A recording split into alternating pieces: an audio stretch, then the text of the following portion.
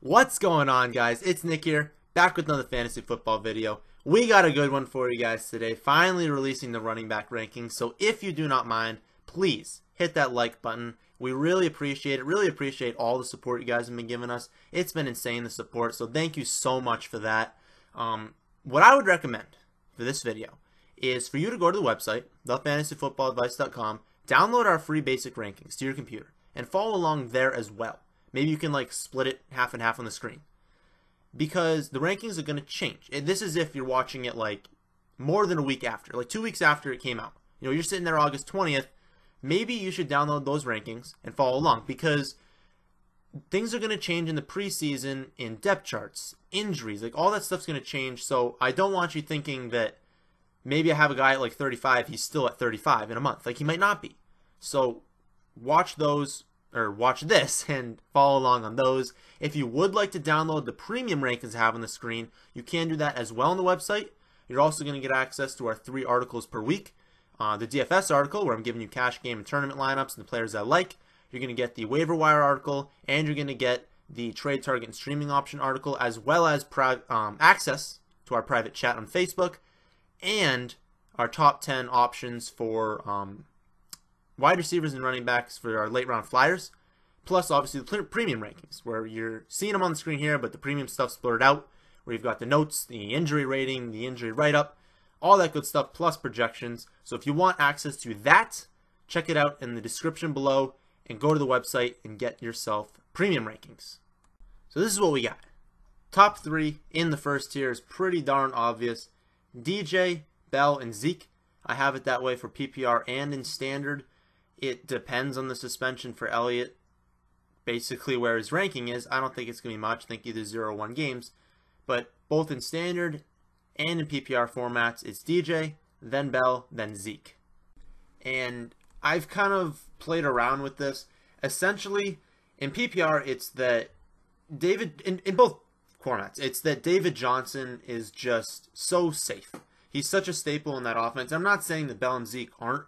I'm just saying everything you look at for David Johnson, I'm just so positive that he's going to put together a phenomenal season. Whereas there are little things with Zeke and with Bell that I can knock on them. Like, David Johnson's not getting suspended. He's not as injury prone as Bell. And he's got the same ceiling, if not higher. I mean, we saw it happen last year. I mean, there's talks that he wants to get 30 touches a game. So like 25 carries, 25 carries, 5 receptions. Now, he had 1,340 rushing yards last year, 16 touchdowns, almost 900 yards receiving, and then 4 more touchdowns, 20 total touchdowns. And he's talked, and the organization has talked, that they want him to be 1,000 and 1,000. Now, he's never going to lead the league in rushing. He's not going to do that. But if they're actually saying that he's going to get 1,000 receiving yards, and he's going to be around like 1,100 to 1,200 rushing yards, you have to take that number 1. And it's not like, you know, some dream. Like, that's a reality that may happen. So I have him at number 1. I just don't think there's much risk at that pick. And if you want to take Bell in a PPR league, because remember, the touchdown projection for Bell is much lower than David Johnson, which is why in standard scoring, I really do think he's the best option. But in PPR, you can sway me to Bell, because we know what 16 games of a healthy Le'Veon Bell looks like. Happened in 2014. It was 2,215 total yards and 11 touchdowns. And again, you look at, I mean, DJ had 20 touchdowns last year. So the touchdowns will never be compared. If they play 16 games, DJ will have more touchdowns. I know touchdowns are fluky, but he will. It's that, like, Le'Veon Bell had 5 less receptions playing 3 fewer games and more rushing yards. He had more rushing yards than David Johnson did in 3 less games. His worst week was week 9. He scored 12 points in PPR. So you know, every time Le'Veon Bell's going on the court, I almost said the court, going on the field, he's going to be elite. And to be honest, if they're both healthy, I'm really not sure which one I want each week. In daily, I always just, for DraftKings, cash games, I honestly just start my lineup. I hit DJ, Bell. I don't care what the price is. I just put them in and I figure out the rest, because they're so safe. And this is why they're going 1 and 2, because they're that good that we just lock them in. Now, the injury risk is honestly why I have Bell behind DJ, just his insane injury history. I mean, just like ACLs and MCLs and just everything's happened to him. But also that as of right now, as of recording this, and this could change, his contract situation, just like, he might not be a Steeler after next year. And I think that you could say, oh, well, contract year, that's great for a wide receiver. But for a running back, we know who Le'Veon Bell is. We know, every team knows, Le'Veon Bell is a top 3 back in the league. We all know that. So what does he have to prove us? You know, so there's a chance that he has a little bit of an injury, and he's like, well, I don't want to make this worse, and I have no ties to Pittsburgh. And you know, maybe he just holds himself out of the games. Like, are they going to be super competitive in that division? Or is that division going to be super competitive? Like, I think Pittsburgh can win it pretty easily. So later in the year, when your championship is, I mean, there's a chance he holds himself out of games. So I'm not saying that's going to happen. I'm saying it's just a concern. And when you have this much talent ahead of him, like, I'm fine taking him at 2, I guess, but I prefer not to. I mean, I prefer not to have the 2 pick unless I'm going to get DJ. But I don't know. I think DJ's firmly ahead of him, in my opinion. And then firmly behind him in PPR is Elliott. In standard, I think it's really close. And it all depends on the suspension. Like, if there's no suspension, I would say there's a chance I take Elliott over Bell in a standard scoring league. But there's no chance I take Elliott over Bell in a PPR league. So I think firmly behind him in PPR, just because the receptions are just insanely different. I think that Elliott will get increased workload in the receptions this season. I mean, I think that as a pass catcher, he's not bad by any means. And with the Lance Dunbar, with him leaving, like, I think it just helps him. And I think that another year in the league is going to help, like, everything. You know, diagnosing defenses, being able to improve in pass protection, and as a receiver. I mean, he's not a bad receiver, okay? He's not a bad receiver, but everything can improve. It's tough as a rookie. The downside to him is twofold. It's the suspension potential and its offensive line. I believe Pro Football Focus has him ranked 9th projection-wise, but that was a computer simulation with a little bit of them working it in. And I just think they're not going to be 1. They're probably going to be in like that 5 to 10 range. You know, injuries happen and stuff, so we can't project everything. But I think it can be in the 5 to 10 range. So they take a step back. But what does help him is their difficult passing schedule. So they are going to lean on him a little bit more. But he's just so safe. So in standard leagues, I do have him 3-2. I really just don't know at this point. If there is a suspension, this is what we also need to talk about. A 1-game suspension changes nothing. I do not believe that I would change anything about his ranking. 2 games is where I start taking Antonio Brown ahead of him. And that would be in standard formats. If it's like 3 games or more, then he goes behind all 3 of the wide receivers. But I don't see that happening. And maybe you guys are laughing at me if the suspension's already come down. It's like 4 games. But I really think it's nothing or 1 game, which for me is not changing anything. In standard formats, you're taking him 3 because it's so important. And it's not like you're taking a 0. You know, you're going to be able to fill someone in. So it's those points plus the rest of Elliott. So I'm not too concerned about the suspension. If it's 1 game, you know what? Maybe you get lucky and he drops to like 5 for you. But that's the end of the big 3. Pretty much obvious where they're going. Let's move on to the next tier. And this is kind of where more debate can happen. So this is a 4-man tier. We've got LaShawn McCoy, Melvin Gordon, Devonta Freeman, and Jay Ajayi. I have McCoy and Gordon as mid to later first-round picks, and then Devonta Freeman and Jay Ajayi as early second-round picks. I think that's roughly where they're going, with the exception Gordon's going more. It's a wide range. I've seen him go anywhere from 5th overall to 12th overall, but he's starting to creep up towards that like 5-6 range, which is way too early on him. I'll get to that in a second. And then Freeman, that's around where he's going, and Ajayi, that's where he's going. So I think that's all basically where they're going. McCoy's getting close to where we're going to avoid him.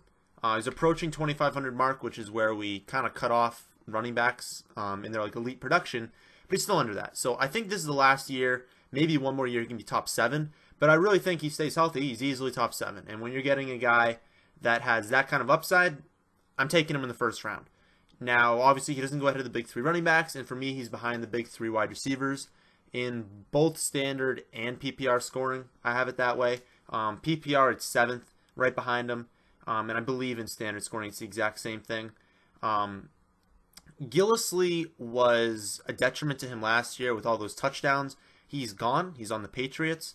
So Jonathan Williams is there, but I think that we can see an increased touchdown production for McCoy this season. And there have still been 37 running backs since 2000 that have over 1,000 yards. So I think easily can have over 1,000 yards. We can put him at a good touchdown projection. So I really like the pick there. Melvin Gordon, I will have probably 0% off just because it's not that I hate him. It's just that I think he's going way too early. I get Woodhead's a Raven now, and he's the offense. Well, on the ground, I guess. But he is a very high focal point of that offense, even if he hasn't been good. And you think about it from that perspective, it's like, well, he's been terrible. What happens if he's actually good? You know, if he's actually killing it on the ground, they're going to keep feeding him. Early in the year, he's going to be better than late, I believe. Their schedule is kind of weird in that it's the first like 9 or 10 weeks is brutal against the pass, but then it's really easy against the pass. So, tough. Tough when you're in the fantasy playoffs and they've got an easy pass schedule and a difficult rush schedule. I think they play the Jets championship weekend, so that's not ideal. But it's just, he's been so bad. I mean, he's averaged 3.7 yards a carry over the first 2 years. Like, that's really bad. You know, that's Todd Gurley range. But it's the touchdowns. Like, I get he was great last year, but it was because he was scoring so many touchdowns. You're like, well, that's going to continue. What happened to his rookie year when he scored 0? He went from 0 to 12. No one's done that since the year 2000. Has gone from 0 to 12 while posting under 4 yards a carry. Like, and he was under that. So, I don't know. Like, it's just, are we banking on 12 touchdowns again? And I get it. He missed the final 4 weeks. He still had 12 touchdowns. But are we going to bank on touchdowns? That's not something we should be doing. So, I got him 5th as a late first-round pick, but I'm not taking him as a middle first-round pick. I mean, only 4 other running backs since 2000 have had as low of a yards per carry as him over a 2-year stretch and have had double-digit touchdowns. Like, it's just the touchdowns were fluky. So, end of the first round. Then you can take him. He falls to you. Devonta Freeman, I have 1 pick after, I guess 12th. So, last pick in the first round. All these are based on 12-team leagues. When I get later, it's just by round.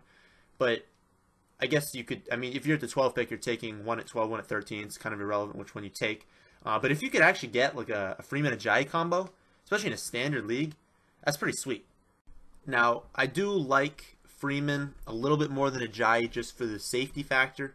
I mean, back-to-back years of 1,013 touchdowns. Like, he's going to be in double-digit touchdowns. I know I said touchdowns are fluky and like, oh, are we really projecting that for Melvin Gordon? Listen, Devonta Freeman's going to get his touchdowns. We know that for a fact. He's done it. He's increased his yards per carry in each of his first 3 years. He's still only 25 years old. Like, he's got streakiness to him. You know, that's why, like, you don't play him in cash games on DraftKings because it's tough projecting his production. It's more, actually, to be honest, it's home road splits. It seems that they use Coleman on the road more for the touchdowns and then Freeman at home. I don't know why that is, and maybe that won't continue, but that's what it was last season. So heads up to that if you play daily. But it is going to give you some inconsistency, which you don't want in the first round. But I think at the end of the first round, he's just safe. And he's going to be great. He's going to be a staple of that offense. So I love him. And then I love Jay Ajayi as well because he's a guy, like, his upside is top 3. I mean, he can put together a top 3 season. He's a fantastic running back. The knees are an issue.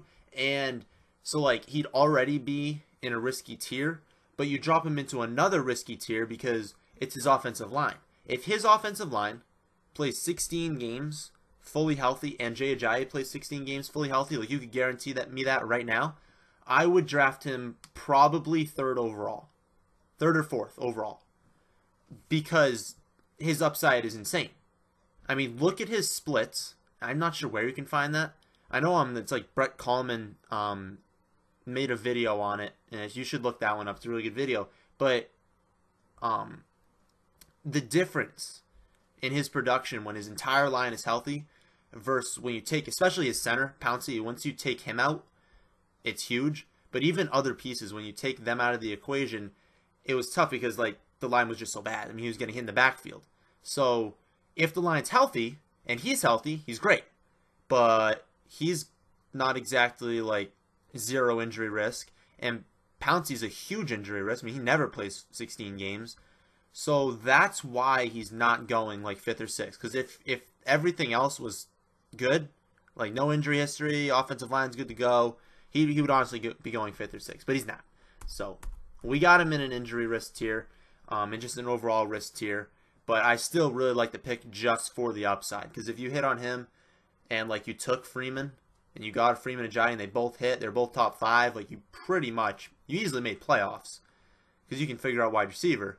But it's probably a championship team. So, solid pick there. Let's move on to the next tier. It's not a huge drop, but I do see a drop down. So, that's why I made a different tier. But this is the mini tier. We got Jordan Howard and DeMarco Murray.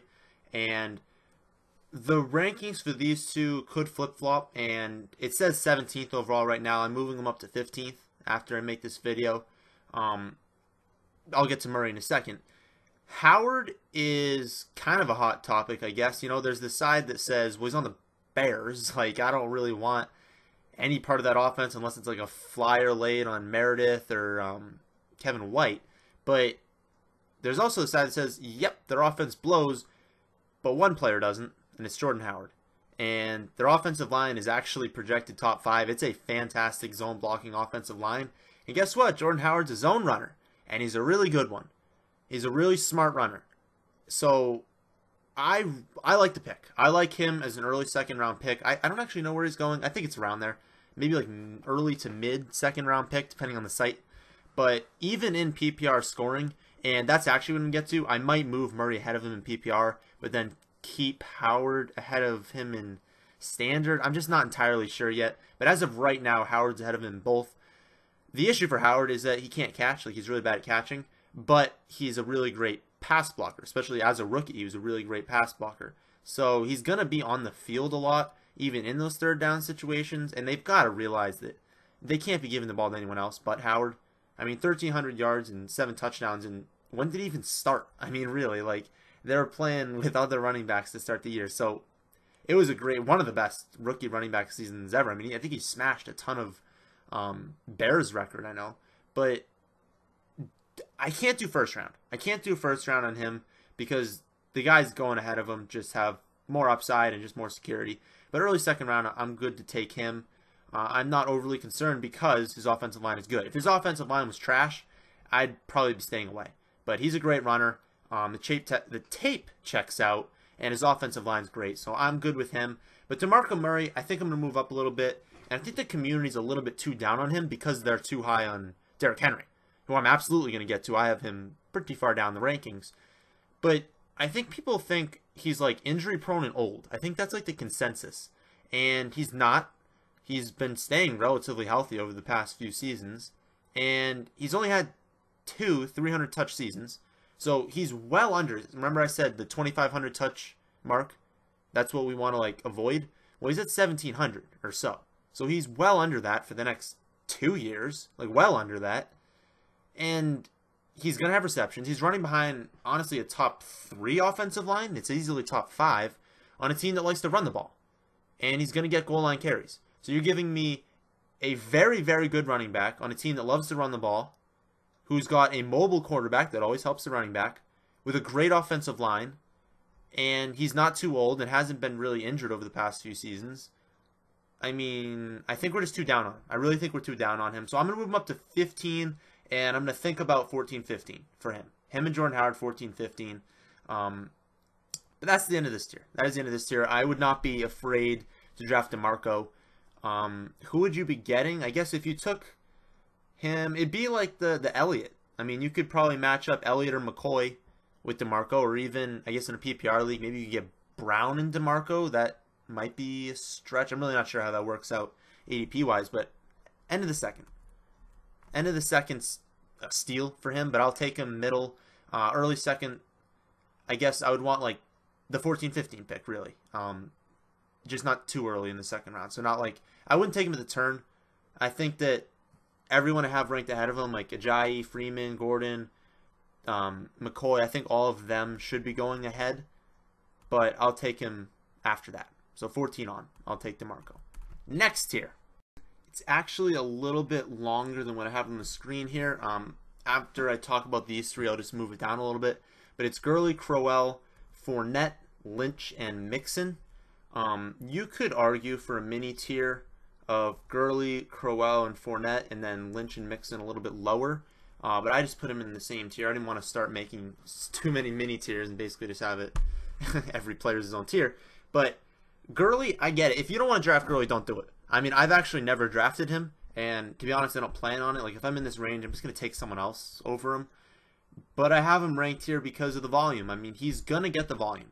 Like, whether you think he's trash or not, he's going to get the volume. And I don't think he's trash. I think he is similar in skill to some of the top running backs in the league. I mean, I truly believe he's a top 10, probably a top 10 running back in the league, potentially a top 5. We just haven't seen it because he's been on such a bad offense. Like, it's not his fault, a lot of it.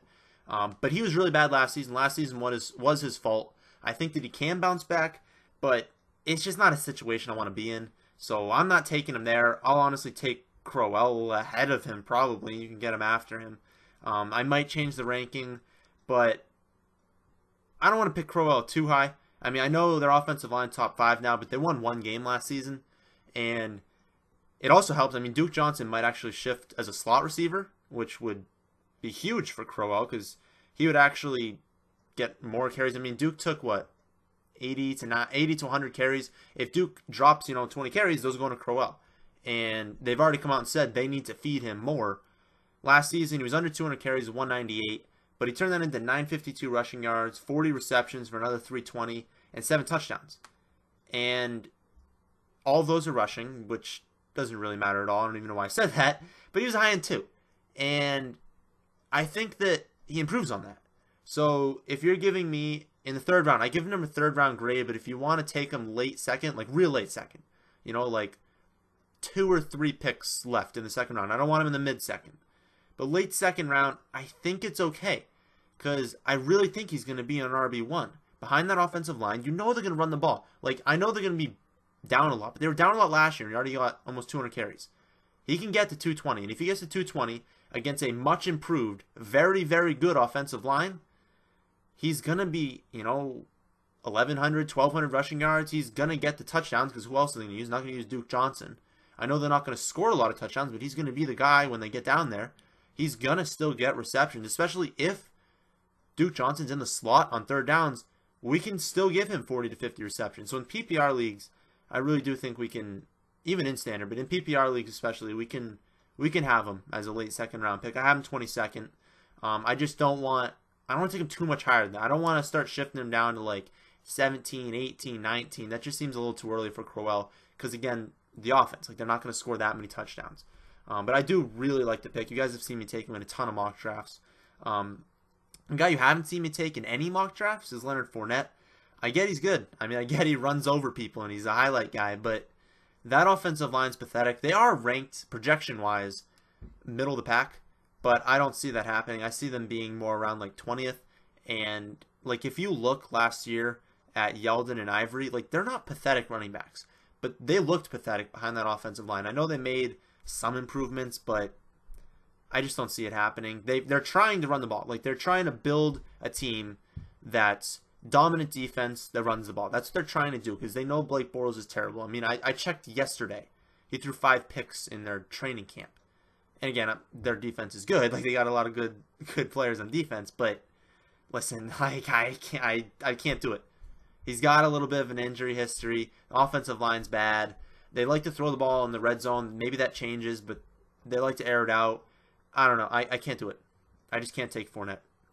Next guy we're talking about here is Lynch. He's another guy that's probably going to be on 0 of my teams. Oh, yeah, change that. He's a 3rd round grade. He's not 23rd overall anymore. Move him down. But 3rd round grade, still not taking him in the 3rd round, to be completely honest. Like, I'll just take other guys ahead of him. I'm not scared of like DeAndre Washington and Jalen Richard, although I think they're good. I think Washington and Richard can be a backfield. I don't think they need Lynch, but obviously Lynch will be better in the red zone. But he's not gonna get 200 carries. I do not think Lynch, his body is not gonna handle 200 carries. You'd be like, oh, his age. He was traveling the world, sitting on the couch and eating Skittles all year last year. Like, he is not, there's no way he was in the gym every day. No way. And at that age, like, I'm not calling him old, but at that age, you're going to take a year off from football and you expect to just come back and be a monster. I get it's Lynch. I get it. And I get the offensive line is fantastic. I'm not taking him. The offense is going to be focused around him, Cooper, Crabtree, and obviously Carr. All the C's. But, like, I get it. I understand the argument for Lynch. Like, don't get me wrong. And I know that the organization wants him to be a monster because they made their fans very upset. And Lynch is an Oakland guy. I mean, he's got Oakland tattooed across his chest. Like, he's from Oakland. He stays there all the time. Like, he loves Oakland. The fans are going to love him. So they want, when they're in the red zone, they're going to give the ball to him because they want him to be good. I just think he's going to break down. And you can say that you shouldn't be predicting injuries, but when I'm in the third round, there are other guys I can go to. Typically, I mean, obviously I take Crowell ahead of him and stuff, but typically I'm looking for Crowell or Kelsey, not as much Kelsey, but Crowell or a wide receiver in that third round because I usually take at least one running back in the first round. Can't take more than the first round. But in the first 2 rounds, I'm taking at least one, sometimes 2 running backs. And so I'm not taking Lynch. I'm going with a wide receiver instead. But I just can't do it. He won't be on any of my teams. He's in the red tier. I don't know if you guys can see that, but he's in the red tier for risk. Mixon, have him behind him because he's a rookie, and he's got the opposite offensive line. I mean, his offensive lines, I think they're projected 28th. Don't quote me on that, but they're projected pretty lowly. And with other pieces, I mean, they've got Green, they've got Eifert in the red zone. Like, you can't make him a massive touchdown projection. I'm not scared of Jeremy Hill or Giovanni Bernard at all. I think both of like, he's better at what both of them do. Like, he's a better runner than Hill, and he's a better receiver. I guess he's not a better receiver than Bernard, but, like, why would you put Bernard out there? You know, like, why would you take Mixon off the field? Because, you know, they're not going to give carries to Bernard, really. So, and Bernard's coming off the injury. I'm not even sure that he's going to be good to go. So, I'm not scared of either of those. I know Bernard's going to take some catches, but I think Mixon is a little bit risky in that the offensive line bad, and he's a rookie, so we haven't seen it in the NFL. But I don't think he's overly risky where you can't take him in the third round. Preferably later third round. But again, it's been Crowell and Mixon that you guys have seen me been drafting in these mock drafts in the third round. And if I'm not getting Crowell and Mixon, it's been a wide receiver. So he's a guy I'm definitely targeting in the third round. I'm not overly concerned. I think the upside is really good in the future. Maybe not this year. If they can improve the offensive line, because remember, losing their left tackle is brutal. They're not going to be a good offensive line by any means. Maybe in the future, so he's a better dynasty pick, but I'm fine with him. I'm fine with him in redraft, because I think he's going to easily get you points. I'm not going to project him as a running back 1, but he can do that easily. I think high end 2 is probably what you're gonna get with this pick, but still a solid pick, third round. Dropping down to this green tier, and you see the projection round. You see my grade for them. I don't know why I said projection.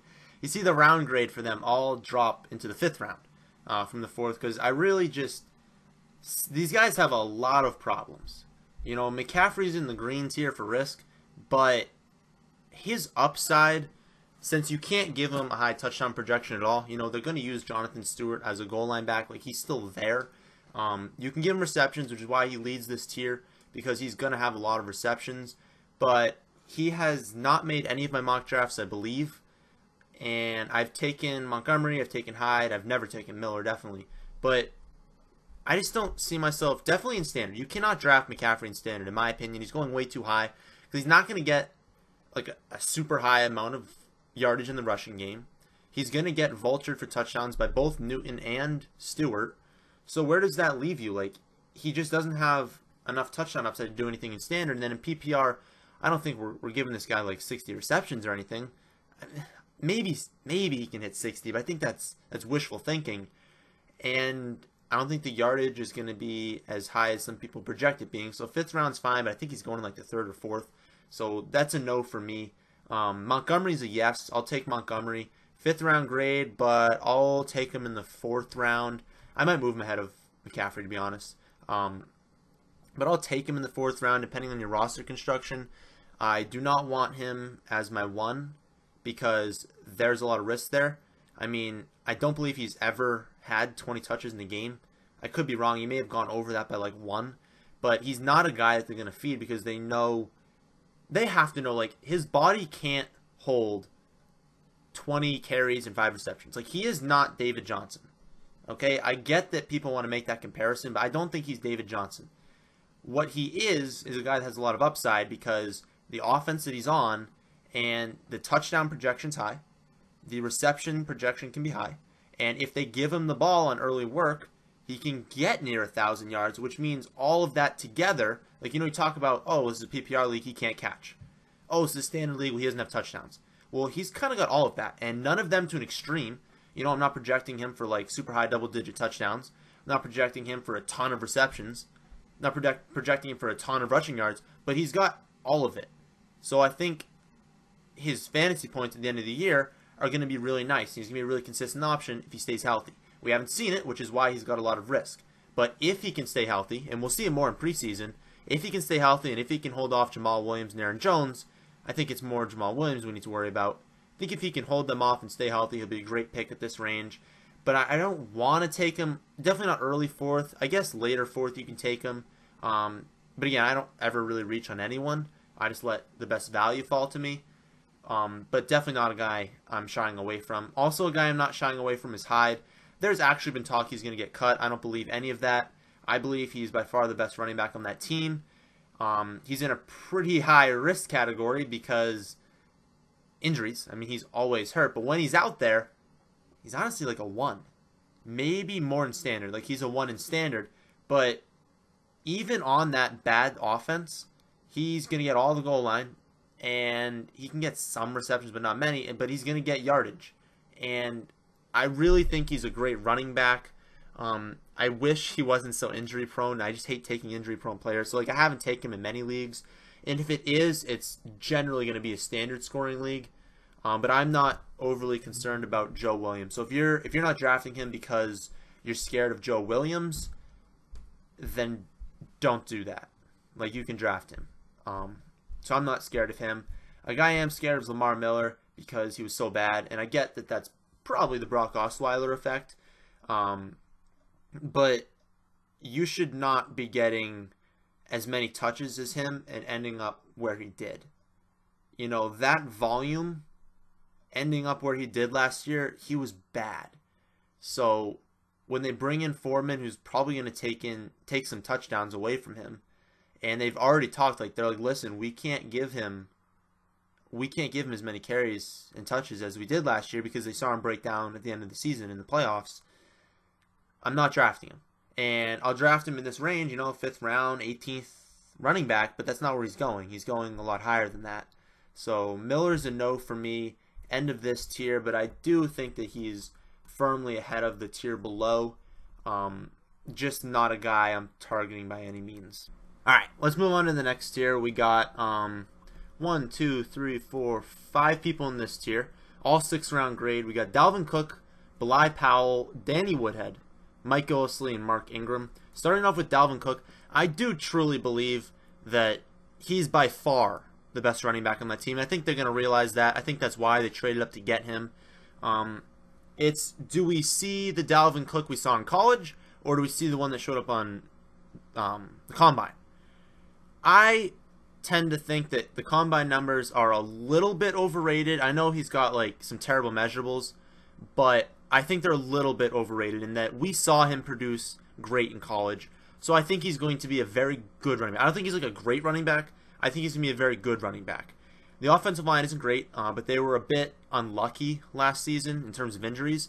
But I think we can kind of break Dalvin Cook down into, he's a little bit risky because he's got a wide range of outcomes, right? Like, there's an outcome on the high end that he's using the passing game and they don't use Murray at goal line. Because really, my take on Murray is that they got him not thinking they're getting Cook. They picked him up in free agency like, hey, we need a running back, AP's gone. And So they picked him up, and then Dalvin Cook was available, and they're like, let's get him.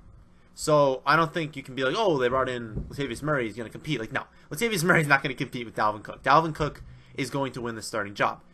It's ceiling-wise, they use Dalvin Cook a ton because he's the best running back, and he's at least used decently on third downs for receptions. The floor, however, is that they use McKinnon on passing downs, so he doesn't get many receptions, and that they use Murray at the goal line. Now, they're not going to feed Murray the rock, but they might give him the ball at the goal line. I don't think they should, and I don't think they will, but it could happen. So he's a bit of a risky pick, but one I'm really comfortable making, like late 5th, early 6th round. A nice solid middle round guy that's got some upside.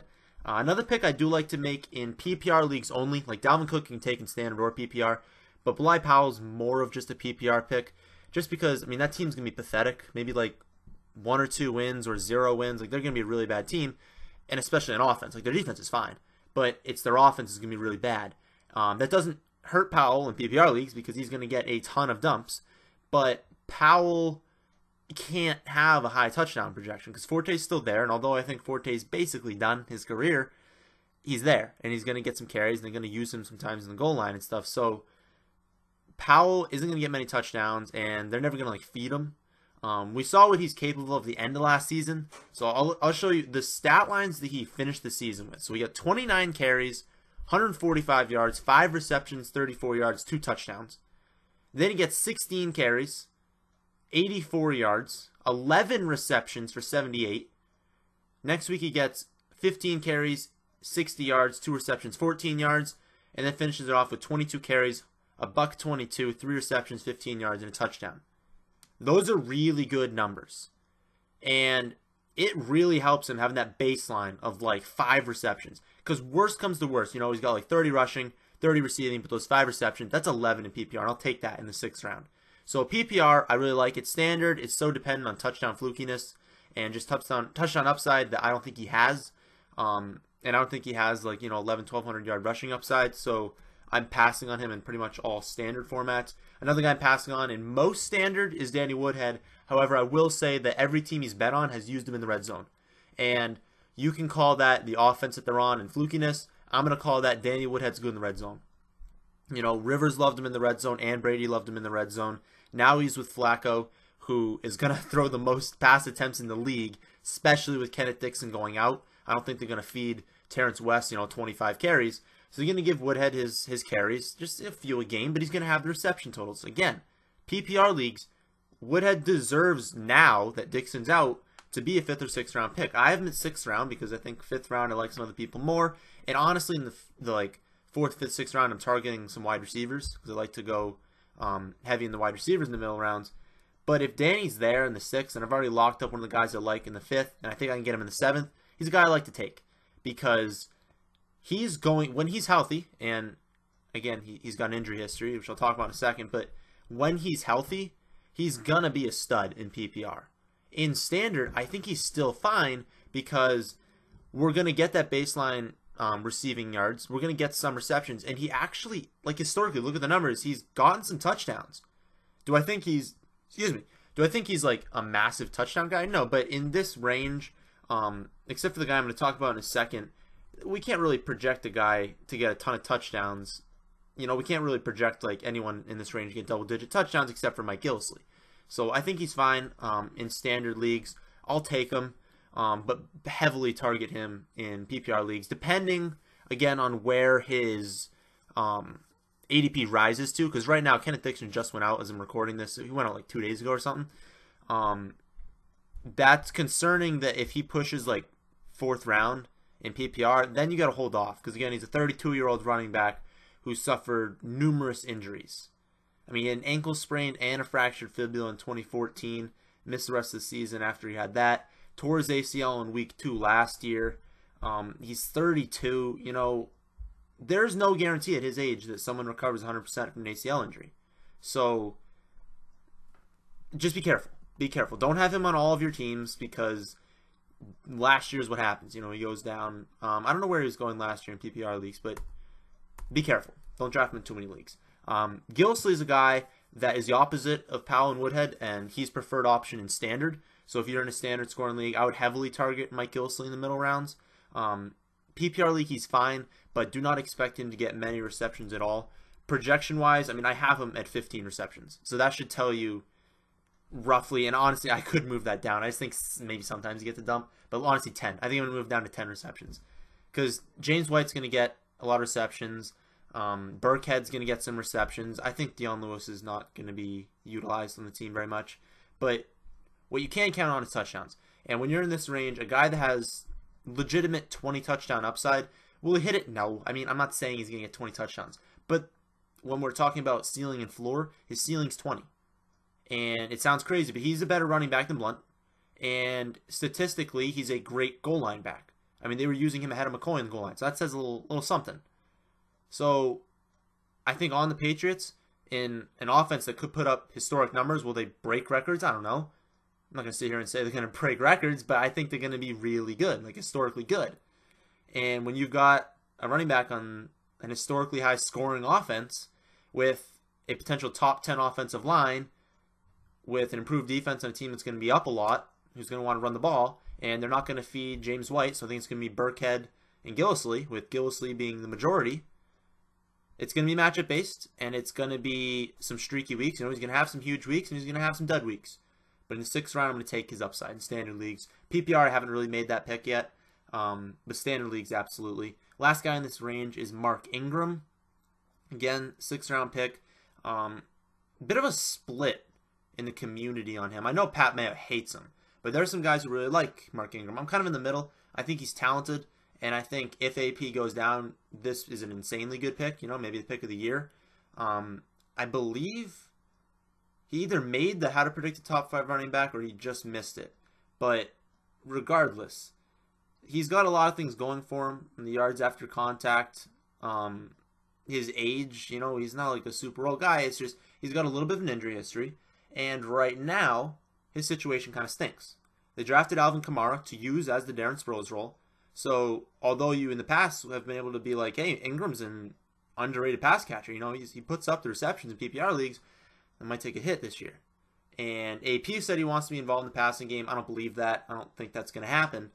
But AP's there. And AP is going to get some touchdowns and some work. You got to think, honestly, I think they hate him. I really just think the coaching staff doesn't like him. Because if you were feeding Tim Hightower, what do you think they're going to do at AP while he's healthy? Will AP stay healthy? Who knows? But while he is, I mean, how much of a workload can we really project Mark Ingram to have? So that's why I have him at the end of this tier. I do like him ahead of the guys I'm going to talk about after. Purely upside, because if AP goes down, I mean, Mark Ingram's a stud. But if AP's still around, I mean, 6th round's fair. Like, at this point, he's probably a flex. You can probably still play him in the flex. Just not, like, overly excited about it. I don't think he changes PPR standard because I think he's still going to get some receptions. So not a guy I'm targeting for a specific format. Just a guy that, you know, he might fall to you because some people are high on AP. And I'm comfortable taking him. I have taken him some mock drafts. Okay, let's move on to the next tier. You can't see all of it. I'll move it down once I finish talking about the first 4. But it's Spencer Ware, Eddie Lacy, CJ Anderson, Amir Abdullah, Paul Perkins, AP, and Tevin Coleman. I have yet to draft Ware in any mock draft after the very first one I did in like early May or April or something. I'm more high on Kareem Hunt than some other people are. I think that Andy Reid drafting Hunt high says a lot, and you can say what you want about the concussion. He underperformed in the second half of last season. It could entirely be the concussion. You look at his numbers before and after his concussion, and it's night and day. Like, he was great to start, and then he stunk towards the end. But I just think that if Ware doesn't come out great in the preseason, and Hunt does, I think Hunt's going to be, even if he's not the guy, you know, even if they kind of split a little bit, do you even want Ware at that point? Like, I just think they like Hunt, and they're going to give him the ball on 3rd downs, and they're going to give him the ball on 1st and 2nd down sometimes. So I just don't think Ware has the upside unless Hunt gets hurt. And I'm not going to get a 6th round pick hoping that his backup gets hurt. So Ware's not a pick I've been making. Lacy's climbing a little bit high. 6th round still fine on him. He's better in standard than in PPR. Pro-size is there, but I don't think Rawls is any good. And I think the Seahawks know that. The issue with Lacy is they have projected the 32nd ranked offensive line, so last They have the worst offensive line in the league. Not ideal when you've got a running back that's only first and second downs. Listen, he's going to get goal line. He's going to get first and second down. But in a PPR league, I want some receptions. I don't want the last ranked offensive line. So I haven't taken him in any PPR leagues, I don't think. But maybe I have. For mock drafts I'm talking about. Not a guy I'm targeting at all. He would have to fall for me in PPR. In standard, I'll take him. He's fine.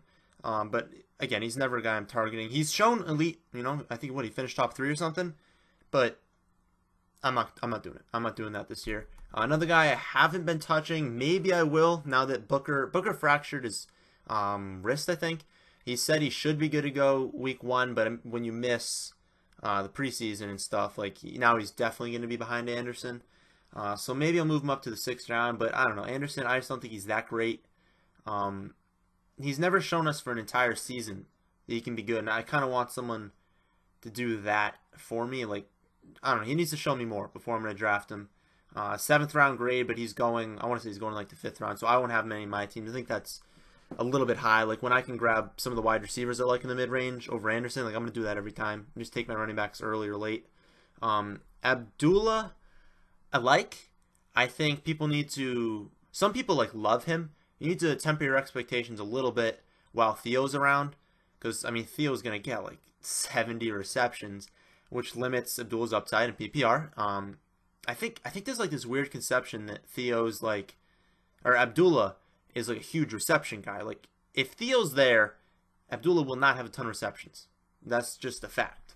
I have him projected 27 receptions. So he's going to get some, but that's 2 a game. That's a little less than 2 a game. It's not a baseline that you really want. The site, I believe, for the Lions has said 200 carries they want him to have. But, that's fine. That's fine in this range in PPR and standard. Just, again, don't reach on him because we saw what happened when people reach on the Abdullah hype train. Interesting to see his preseason. If he lights it up in preseason again, we're going to get that Abdullah hype train back. Because he's physically gifted. 98th percentile burst score and agility. He's great. He's a great athlete. And he's got a lot of potential. But don't draft him too high. 5th round's way too high. I like him in the 7th. If you've got some steals early on, maybe you can take him in the 6th, but I like 7th round. Let's move on to the later guys in this tier. Perkins, AP, and Coleman. Perkins is a guy I really like in the middle rounds. Now, he wasn't that great last year. He's yet to score a touchdown, so he's very unproven. But in that offense, they just got Brandon Marshall. They already have Odell, Sterling Shepard. They're going to have Evan Ingram used a lot. They have a lot of weapons on the outside, so there's no way teams are stacking the box. And for me right now, he's the clear-cut number 1. I'm not concerned about the rookie that came in. He doesn't have a ton of reception upside while Vereen's there. Vereen has been hurt, but he just doesn't have that upside. So slight bump in standard scoring leagues. But I think you can target him in both because you're basically getting him in the range where I have him ranked, 7th, 8th round. And I think he's got a lot of potential in a high-scoring offense. If he sees some luckiness in the touchdown department, he can be a serviceable 2, which is what you're drafting him to be in this range. You're not drafting him to be an RB1 in this range. He doesn't have to have that upside. So if you can hit on 1 or 2 running backs before him, he's going to be a great option for you. So I do like that pick. I don't like Adrian Peterson, and I have him ranked 29th here, but I'm obviously not going to get him because he's going in the 4th round in a lot of leagues, and I have him 7th round grade. I just think he's outside the 2,500 touch threshold that we mentioned. He's already got Ingram competing 1st and 2nd downs. They've got Alvin Kamara. I know he stated he wants to break his record for receiving yards, but they drafted Alvin Kamara for a reason, and he's not a prolific pass catcher. And he's, 32? I think he's 32 years old. So he's got injury history, obviously.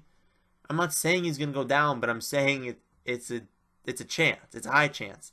And when you've got that sort of downside with a crowded backfield, running back by committee situation, I'm not taking that in the 4th round. So I'll take him in the 7th, but he probably won't be there. Another guy I'll take in the 7th who actually has kind of been there is Coleman. He's a great athlete. He is firmly behind Freeman. I don't see this as a handcuff situation. I I don't think he actually gets like a ton better if Freeman goes down, but he's going to be better. So he's kind of got that Derrick Henry upside where like if not as much. If DeMarco goes down, Henry's like top 5 probably. But Coleman is going to be great if Freeman goes down, but I don't want to go any earlier than the 7th for a guy like that. He's going to be fine while Freeman's healthy. We saw it last year. I think that the offense as a whole does take a step back, which is why I don't want to overvalue him. So 6th round is a no-go for me. I really do think 7th and later for Coleman. Definite bump in PPR leagues over standard scoring. I know he had a decent amount of touchdowns, but touchdowns are fluky, and that offense is not going to score as many touchdowns as it did last year.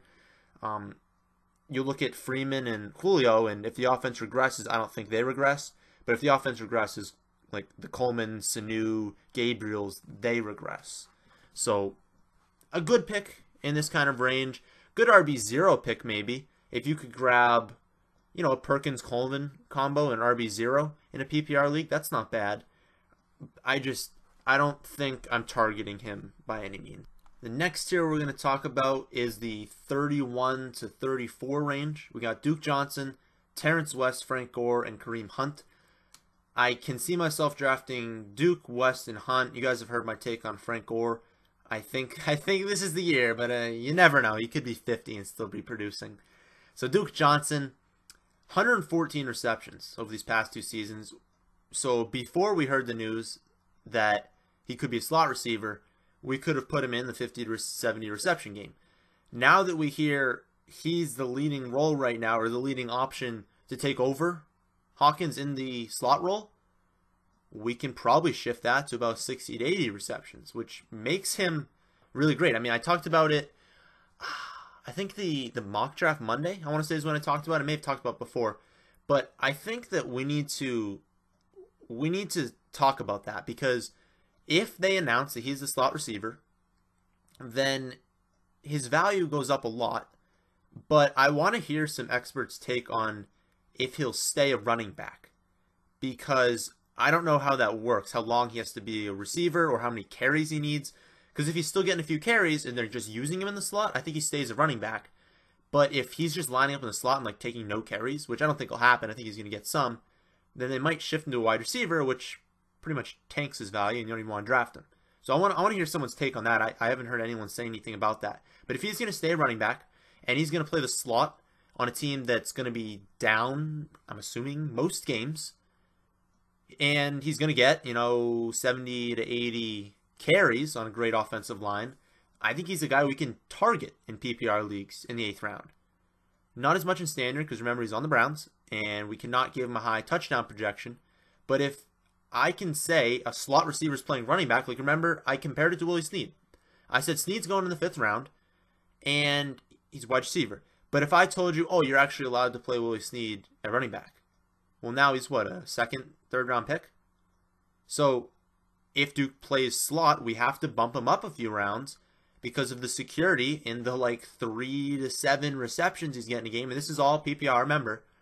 I think there's security there if he plays the slot. So I like targeting him in PPR leagues, especially right now with not a lot of people knowing he could play slot. I do want to see him play it, but I mean, we already know he's a great pass catcher, so I don't think he has to prove anything. Terrence West, ADP is a little off right now because we just heard the Dixon news, and obviously ADP stands for average draft position. So it's an average of when Dixon was still there.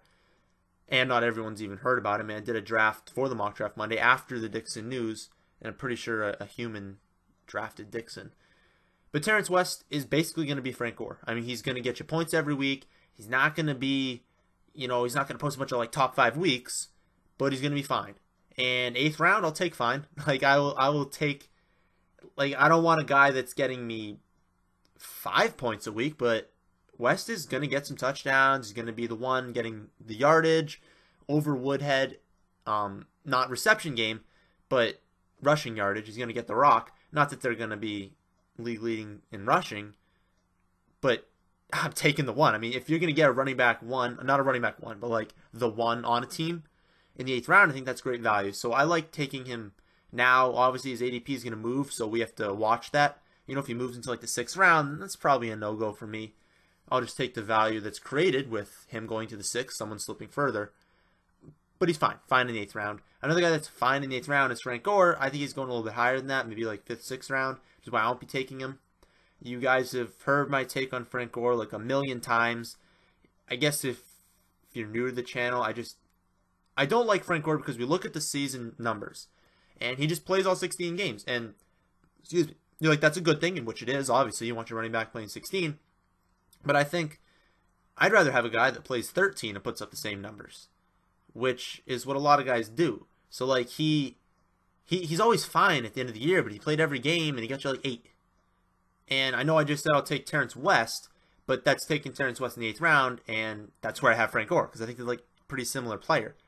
But Frank Gore is going way before Terrence West is, which is why I like Terrence West more. I think that Marlon Mack is going to take away a lot of the receptions that Gore had. I think he was lucky in the touchdown department last year. So I think he regresses as a whole, and he's another year older. So I think he'll be fine. He'll be like a running back 3, and he'll be fine. So if you got him this late, that's great. But I don't think he's going this late. I think the community's a little bit too high on him. But, I mean, he outperforms their expectations every year, so who knows, I guess. Last guy in this range is Kareem Hunt. I have him, I think, a little bit higher than most people, but there are some people who are really high. I know, is Jake Seeley? I think Jake Seeley is really high on him. I don't remember what Pat Mayo is. But regardless, I've already stated I don't think Ware is like some insane running back, and I think that Andy Reid drafting him as high as he did says a lot. Andy Reid spending this much capital on someone, and Andy Reid, if you're the one for Andy Reid, you've put up numbers historically. You've just put up numbers. So if he gets the one, he's a steal in the 8th round. Even if he doesn't, and you're in a PPR league, you can still target him because he's going to get the reception. He's a great pass catcher, and I think he's a good running back. Not a guy I'm heavily targeting in standard. I know I say that a lot. I don't play a lot of standard leagues, to be honest, because standard is so difficult. Not I don't play standard because it's difficult. Saying these aren't guys I'm targeting in standard because it's difficult to put up a lot of points. So in standard, I shift my early picks to running backs almost entirely, and then you pick up the wide receivers later. Whereas in PPR, you can find, you know, a Duke Johnson, a Kareem Hunt, a Theo Riddick late, so you don't need to go. Like, I'm more likely to take these guys in a PPR league because they're more viable. I'm more likely to avoid them in PPR or in standard, even though they're getting, maybe they're like a similar pick. Like Terrence West is like fine in both. I'm actually more likely to have Terrence West in a PPR league because I can take wide receivers earlier, whereas in standard, I pretty much locked up my running backs earlier. I don't need Terrence West. So that's kind of my little take on that. But Hunt's a guy I'm targeting more in PPR because I think the third down role is more his to start. If he takes over everything, that's great, but I think third role is more likely what we're going to see out of him to start the year. Let's move on to the next range. We got, it's actually a huge one. I broke it down into a few different slides. So 35 through 44. I'll run through them quickly, and then I'll go over them like always. Theo Riddick, CJ Prosise, Derrick Henry, Samaje Perine, Doug Martin, Jaquiz Rogers, LeGarrette Blount, Jamal Williams, Marlon Mack, and Matt Forte. Theo is pretty much only a PPR play. He's going to get a ton of receptions, but we can't really give him a high touchdown projection, and he's not a good running back. Even when everyone was dead around him, I don't even think he went over 100 carries. Maybe he did, but it was around 100. I think that as long as Amir Abdul is healthy, his role is almost nothing in the rushing department, just the third down back. So that's fine to target. Him and Prosise are fine to target as like an RB0 strategy in the later rounds, but not really in standard. So don't pick Theo in standard scoring, pretty much only in PPR. Prosise is similar. I haven't taken him in a standard league, I don't think. But in PPR, you can target him because he's really good. I mean, you watch the Patriots game. I know that's like the one game that people point to because it was the only game he really went off. But I mean, he was hurt for like the entire year, which kind of stinks. He's almost only a third down back, but he's good enough to be a running back. I mean, we've seen flashes of him being a really good running back. The issue is Lacy would have to get hurt or just blow. I don't think Lacy's going to like blow. And even if that happens, he's got the worst offensive line in the league. So the upside for him to be, you know, a 1 isn't there, even if Lacy gets hurt. I think he has upside for running back 2, like a high-end 2, but we're probably looking at more of a mid-range 2 if things break his way. Still a guy that's find a target in the 9th round, but not someone you should like reach on and expect him to be like some monster breakout, because the offensive line is trash and he needs injuries to get the role the early downs. Derrick Henry's next, and I think people might be surprised I have Derrick Henry at 37. I just think that the only way Derrick Henry is an RB1 is if DeMarco gets hurt. And there's a lot of people you can say that about in the later rounds. Like, oh, well, if someone gets hurt. I get he's literally top 5 if he gets hurt. But he's going in the 6th round, and that's nuts. You cannot take a backup that early. So I know they have a top 3 offensive line. I know he's a monster. I think next year. I think we need to wait a year on Derrick Henry. I really think DeMarco is going to have a good year.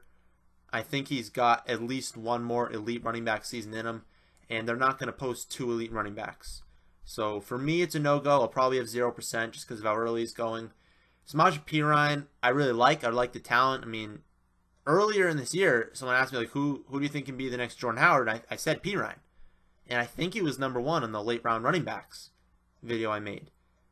So I think he's really good. I think he's going to get the goal line stuff. I've heard reports, though, that Rob Kelly, like, it's an actual competition. I don't think Rob Kelly's any good. You know, you'll see him in, like, the 40s or something like that in this rankings. Maybe it's Camp Tog. I don't know. I mean, obviously, he's going to have to prove himself. He's a rookie. But I think he's going to win the job. And if he wins the job, he pays off easily, this 9th round grade. If he doesn't win the job, then he doesn't get this 9th round grade. But it's the 9th round, and we can take that risk. I'm going to take the risk on a Washington running back because they're good offense, you know. They're going to be winning some games. They're going to be scoring some touchdowns. And if he's the one, he'll never be a 3-down back. Chris Thompson's definitely going to be the 3rd-down guy. So he's not going to have a ton of receptions.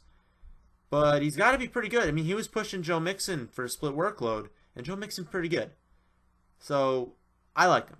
High-scoring offense. He's got touchdown upside. Think he's better than Rob Kelly. I like the pick there. Next range we look at, same tier still, but we jumped actually to a 10th round grade. Starting off with Doug Martin, suspended for the first 3 weeks. There's actually been talk, and this is why I only drafted Doug Martin, was it 2 years ago, and he was going like the 5th or 6th round because I thought it was great value. He stunk it up when he was early, and I think some people are taking him 4th round. I've seen him going.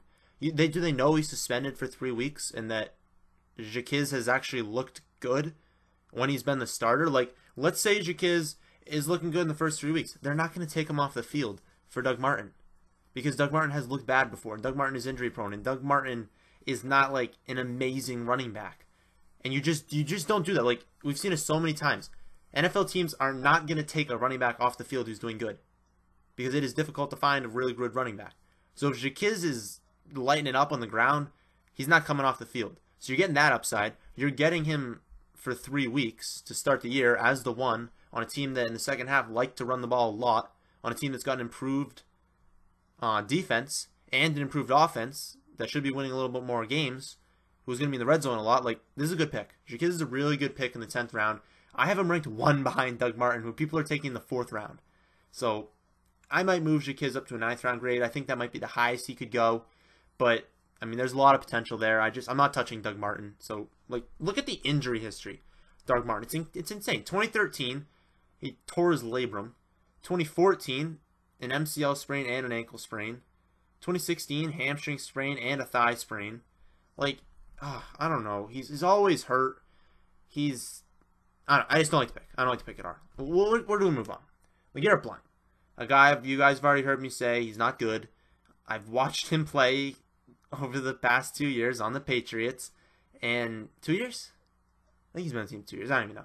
The past few seasons on the Patriots, it was all the touchdowns. That's the only reason he was viable in fantasy football last year was his 18 touchdowns. Which is why I like Gillislee a lot. Because Gillislee is just as good in the red zone. He's a better running back. But LeGarrette Blount, I get that he's behind projected number 1 offensive line. I don't think that happens. Maybe top 5, though, which is still great. And they've historically used 1 running back in the red zone. But LeGarrette Blount's not good. It was just the touchdowns. LeGarrette Blount is not good. You need to get that through your mind. So I'm not drafting a running back who's not good. I will take someone else because he's going pretty darn early, like 5th or 6th round. If you're going to take him, it has to be standard. He's not going to get any receptions, so don't touch him in a PPR league. But don't be expecting 18 touchdowns. Don't look at the offensive line and be like, oh, he's going to get another 18. No, he's going to get like 8. And if he gets 8, he's not even viable. So that's my take on the Garrett Blount. You guys heard it before. He's not good. Jamal Williams is next. I think there's actually a chance that he takes over Montgomery. I would put that chance at under 50%. But, hey, if you're going to give me in the 11th round a chance that he unseeds Ty Montgomery, I'll take it. I mean, again, the upside for him is more in standard leagues because he's not going to be a high reception guy. But he's on a pretty darn good offense. So the Packers have produced fantasy viable running backs. If Ty Montgomery breaks down, maybe he can't handle the workload, which he's never been given before, so how would we know? Jamal Williams is a great pick. I think he's better than Aaron Jones. I don't even have Aaron Jones ranked on this list. So I like taking Jamal Williams more in standard again. So this is actually a guy, if you don't like a lot of these PPR running backs, take Jamal Williams. He's got some upside. Another guy that's got upside more in PPR, though, is Marlon Mack behind Frank Gore in Indy. I believe that Mack is really good running back and that the future is going to be very bright for him. Maybe not this year. I think he's got a chance to this year, and I think he can provide 11th round value, but do not expect him to just like if Frank Gore's around, Frank Gore's getting the ball. Not a ton, but Frank Gore's getting the ball. So if Frank Gore's getting 8 to 10 carries, I mean, how many carries does that leave Mack? So I don't think he's going to be someone you really want to start at the beginning of the year. Maybe someone, if Frank Gore does get hurt, you definitely want to start him if Frank Gore gets hurt. Maybe someone just to stash, because you don't need to start your 11th round pick really anyways. A good RB0 candidate, because he's got the upside. And remember when I said RB0, I mean, you're going to draft, 6 running backs? You really only need 1 to hit RB0. Because your wide receiver is going to be great. You may have taken a tight end early. You can stream quarterback. If you hit on one of your drafted running backs and then just add 1 off free agency, you get a championship team. So maybe he's a guy you can hit on late. Forte's the last guy on this list, 11th round grade. I've yet to draft him in any mock drafts because he hasn't been that great. I mean, maybe fantasy a little bit, but as an actual running back, he hasn't been that great in this later part of his career. He's just going, I don't know. He doesn't have enough upside for where he's going. I have him 11th round, so I guess if he's in the 11th round, sure. But I don't think, they're going to stink. So he's not going to be a third down back. It's do I want that? Do I want running back X on worst team in the NFL and he doesn't catch passes, or he's not going to catch a ton of passes? No, he's not going to have any touchdowns. No, I'm not taking him. Maybe go a little bit faster into some of these later rounds. I think I actually chopped off Rob Kelly from this. Rob Kelly's not a guy I'm targeting at all. He doesn't get, especially in PPR leagues, you can't touch Robert Kelly. He's both not that good and not going to catch any passes. Alvin Kamara is someone that I am targeting in PPR leagues. Again, another RB0 candidate because I think they use him in that Darren Sproles role, which obviously we've seen Darren Sproles be extremely viable as a flex. So he's got flex upside, so I'll take him that late. Jonathan Stewart is only a standard pick. He's going to get some goal line work, but Newton takes some touchdowns, and McCaffrey's going to get some touchdowns. He's not going to have any catches, so you can't take him in PPR, but he's going to be fine. If you just got screwed in injuries and stuff, he might be a guy that you can just plug in on bye weeks and injury weeks just to get a few points from the position. Joe Williams is a guy I'm not overly excited about. He's a good flyer late. I don't really draft handcuffs. I guess he's handcuffed to Hyde, obviously, but I guess you could take him if you had Hyde, just because Hyde is so injury prone. But I don't think that he's going to beat out Hyde. Some people have said that he's going to beat him out. I really don't think he's going to beat out Carlos Hyde. I think Hyde's a better running back. So he's fine. It's just his offense stinks, so he's not going to get many touchdowns. Just a guy that's fine. Latavius Murray won't be on any of my teams. They paid him, but that was before they knew Dalvin Cook would be available in the draft. I think they run the ball with Cook a lot, and then the receptions are going to go to McKinnon. So where's the upside for Latavius Murray? Donta Foreman, interesting pick in standard scoring leagues. I think, again, for him, the receptions isn't going to be there very much. They're going to limit the workload of Lamar Miller. So Foreman could be viable, but if Lamar Miller is playing, Foreman's not going to be a starting option in fantasy. So, you're not going to, I don't know. You're not going to use him in DFS or in fantasy season long unless Murray goes down. Murray? Miller. Maybe I said Miller or Murray the first time, but Lamar Miller. Unless Miller goes down, Foreman's not going to be much. Burkhead is an interesting flyer late because, I mean, if Gillislee goes down, Burkhead's a stud. I don't know if you can call him a stud, but he's pretty good. He's probably a 2. So I am probably a little bit biased towards Burkhead because he won me so much money in week 17. But I like him. And I was stoked when the Patriots got him. I was stoked again when the Patriots got Gillislee. Basically just to shore up the backfield. But if Gillislee goes down, I mean, Burkhead's going to be really good. But if he doesn't, like, I don't know. There's a case. I've actually heard another thing out there. What if Burkhead wins the job? You know, what if Gillislee's not as good as we think he is, and Burkhead wins the job? Well, then Burkhead's one of the best picks in the draft. So he's definitely a guy you can take late. Again, RB0. Take him late. But even if you're not going RB0, I mean, why not? He's free at this point. I mean, this is your last pick before you take defense kicker. And if you're not in an ESPN league and they allow you to not draft a defense and kicker, and you're not drafting like 2 days before the season starts, why not pick up Rex Burkhead in the off chance that either Gillislee goes down in the preseason or Rex looks great and he beats out Gillislee? Like, there are going to be weeks where Gillislee's viable. Gillislee will be a great daily fantasy play because there will be weeks where the matchup is Rex Burkhead, and there'll be weeks where it's Gillislee. So both of them are great DFS plays because they're going to have huge weeks. They're going to be a little bit annoying to own in standard, or in season long. But I think he's a good pick late because he's got a lot of upside. Jonathan Williams is another pick you can definitely take late. If you are into handcuffing your elite guys, then I'm okay doing it with Jonathan Williams because we know he's going to be a stud if McCoy did go down. He's honestly a guy you can take even if you don't have McCoy just for the upside. Just be aware that you're really only taking him till like week 4 or 5 when the bye weeks happen, and then like he needs to be on your list of, if there's a stud running back or wide receiver in free agency, I'm fine dropping Jonathan Williams, or if I need a bye week fill in, I'm fine dropping Jonathan Williams. Don't like hang on to him for the entire season. Just be like, oh well, he's gonna be good if McCoy gets down. Well, yeah, he will be, but you need to get these early in the year. It's very important to look at free agency and use it. So don't be afraid to drop him if you do draft him. James White's going to be fine as a PPR option. Definitely don't touch him in standard scoring formats. He's going to get some receptions, going to get some touchdowns. He's going to be fine. So if you've got bye weeks, you've got injuries, he'll be a plug-in as like a flex option for the running back, like a PPR kind of guy. Booker might have to move him down the rankings. We'll kind of see what the reports are. Because remember I said he did fracture his wrist or hand or something like that. He said he's going to be fine week 1. I just think, like, I was getting a little bit high on him. Not like super high, but as a guy you can draft late, because my whole thing, I heard someone say it. I can't remember who it was. They said, I mean, just pretend he's a rookie. You know, pretend Devontae Booker is a rookie and he's going in the 7th, 8th, or probably he's going in like the 8th or 9th round if he was a rookie this year. It's just that people saw how bad he looked last year in a very small sample size, and they're like, nope. I mean, I just don't think a rookie season, a small sample size from rookie season, we can just write him off. So I didn't write him off. I had him decently high, and then this stupid thing happens. But you can still take him late, more in a deeper format though, because like now he's just not going to be drafted. So just keep an eye. Keep an eye on how Devontae Booker develops and watch him on free agency, in that if he looks good in like limited workload early in the season, maybe you pick him up.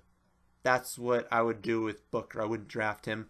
There's a lot of these guys that kind of end this list that I wouldn't draft, but there are a few handcuffs here, and there are a few guys that we need to watch on free agency.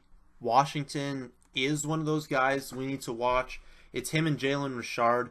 I am going to move up Jalen Richard a little bit. I think I have him a little bit too low because I actually kind of prefer him over DeAndre Washington. I think he led the league in elusiveness rating. But DeAndre Washington's fine because if Lynch goes down, he'll easily make the 13th round grade here because he's going to get receptions.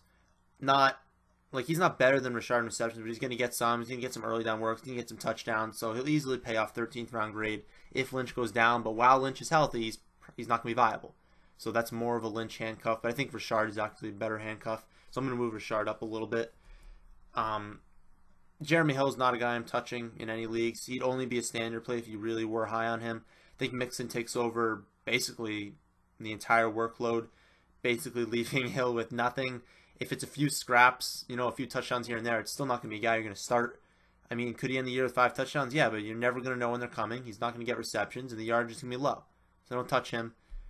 Rawls, don't touch him either. He'd only be a standard play, but it's kind of a similar situation. I mean, Lacey would have to get hurt, and even then, he's got a terrible offensive line, and Process is the PPR, or the third down back, and obviously the PPR option, like I said. James Conner's a guy that needs to get a little bit more hype. He's going to be the guy if Le'Veon Bell does go down, which we've seen Bell go down a ton. It's just, again, like, he's a handcuff to Bell if you are into handcuffs, but he's a guy like Jonathan Williams where if you draft him, you don't have Bell, then honestly, if week like 3 comes along and there's a really good running back, just drop him because he's going to have zero value to your team unless Bell goes down. You're going to kick yourself if the next week Bell gets hurt, but I'm not going to sit here and hope for injuries, so I don't usually draft guys like that.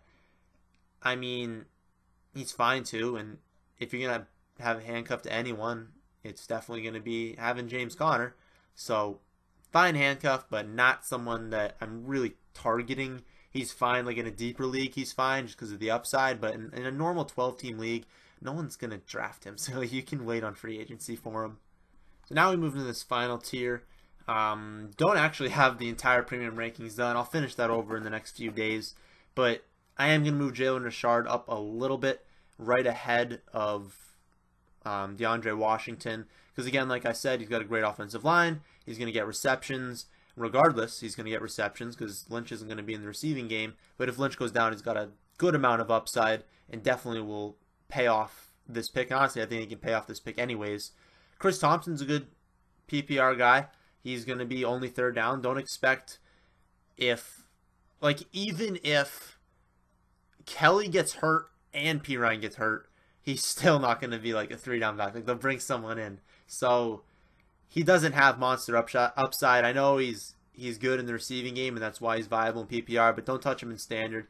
He's a fine like daily pick if he's like 3K and they're playing a team that's maybe they're going to be down a lot and maybe they're bad at receiving backs to the backfield, but that's more where I'm playing Chris Thompson, not as much in season long unless it's a deep PPR league. Same thing kind of goes for Vereen. He's going to have some weeks where he's got a ton of receptions, but he's going to have a lot of dud weeks because he's like the 5th option in the passing game. I mean, Odell's ahead of him. Marshall's ahead of him. Shepard's going to be ahead of him. Evan Ingram might be ahead of him. We don't really know. So, again, not someone I've even taken in a mock draft. And really, once you're past this range, this is only like 14, 16 team league territory. Like Sproles will be fine in PPR leagues. Don't touch him in standard. Sims is fine in PPR leagues, but it's got to be a pretty deep league because Jaquiz and Doug Martin are both firmly ahead of him. Jerick McKinnon, couldn't pronounce his name because right next to him is Jeremy McNichols. But I think both of those guys, maybe in the future. McNichols is a little bit deeper into the future, but I don't think you can really draft him in redraft leagues. Jamal Charles is going to have essentially, I've heard reports that it's minimal role, if any, for him. So I'm not touching him in any sort of format, in any size league. Ryan Matthews is probably going to get cut from the Eagles. They're just waiting a little bit for his contract situation. Or not his contract situation, but like I think if they wait a little longer, they have to pay him less, something like that. So they're just waiting to do that. It's where's he going to go? So if he goes to like a good team and a good fit, then obviously he's going to go higher in these rankings, but I don't know that yet. Zach Zenner, I like him as an NFL running back. I think he's like a fine running back, but he's like 4th on the depth chart, 3rd on the depth chart, so he's nothing there. I think I skipped over Jerick McKinnon. Only PPR and only in 14, 16 team league. Just there's plenty of guys ahead of him. So that, my friends, that was the top 68 right now. Again, if you're watching this a month after it happened, download the basic rankings from the website because they're going to be a little bit more accurate. And don't write in the comment section if in a week someone gets hurt and they're like, well, why'd you say this? Well, because I don't have a crystal ball and I didn't know he was going to tear his ACL. Like, this is as of July 31st at 9:09 p.m. Like, okay, that's exactly the information that I have for you at this point. But use this video to just get my overall thoughts. Obviously, things are going to change, so watch the mock drafts. Watch the strategy videos to get my input on these players as they progress through the offseason. And remember, if you want these premium rankings, go to the website, thefantasyfootballadvice.com. It's $20 one-time fee. You're getting into the private chat for life, both the DFS one and the season-long one. And you're also getting our 3 articles per week, where I'm going to give you cash game lineups and tournament lineups for DraftKings. If you guys want some FanDuel ones, I guess I can do that too. But you're also going to get our waiver wire column, and you're going to get trade targets and streaming options column. So I think it's a great tool, and I don't think $20 is definitely not a ton to ask for that. So this was a long one, but that is finally the end of this video. Hope you did enjoy. If you did, please hit that like button, subscribe if you are new. Thanks for watching.